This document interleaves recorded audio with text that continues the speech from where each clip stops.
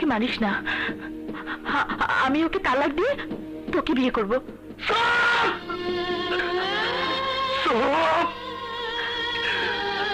মিথ্যাবাদী, তুই আমারও মিথ্যা কথা কইতেছ। আমি জানি শাহেদ বললে খুশি বাঁচবো না, খুশি মরলে শাহেদ বাঁচবো না, আর আমি খুশিরে ছাড়া বাঁচবো না। খুশি হলে